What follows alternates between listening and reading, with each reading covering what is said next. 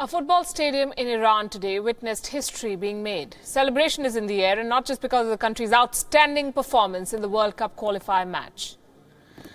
In Saudi Arabia, meanwhile, women will soon take up arms. They will enter the forces. But real reform, it seems, is still a long way ahead in both these countries. This report explains.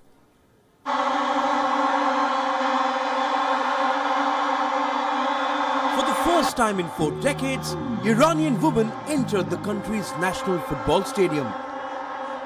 For them, it's a lot more than just a match. Women were banned from watching men's games after the 1979 Islamic Revolution, with rare exceptions being made for small groups on some occasions. But Iran has been forced to change, thanks to pressure from football's governing body FIFA and women's rights campaigners. FIFA had threatened to suspend Iran over its controversial male-only policy. Last month, FIFA ordered Iran to allow women access to all stadia without restrictions. The trigger was this. A woman set herself on fire and died. She feared being jailed over watching a match. She had dressed up as a boy to enter a stadium.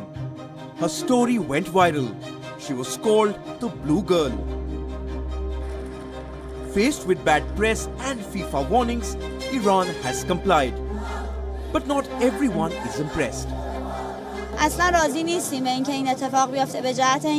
The only concern the government and the parliament have now is women entering the stadiums, and definitely we know that this is a propaganda trick for the upcoming election. Religious conservatives have called for the resignation of the country's sports minister. The Liberals slammed the move as cosmetic. The Azadi Stadium has a capacity of 78,000 people. Only 3,500 tickets have been sold to women. That is less than 5% of the total tickets sold. Is Iran's free pass to women then just symbolic?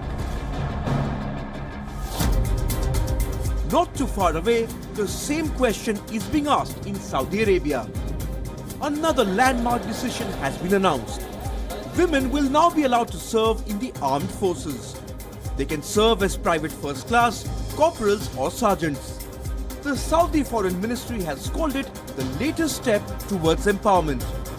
The ultra-conservative kingdom has been on a mission to convince the world that it is walking on a new path.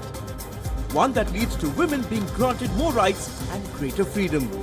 Saudi Arabia had earlier authorized women to join its security forces, allowed them to drive and travel abroad without consent from a male guardian. But the PR drive backfired as several prominent women's rights activists were arrested for speaking their mind.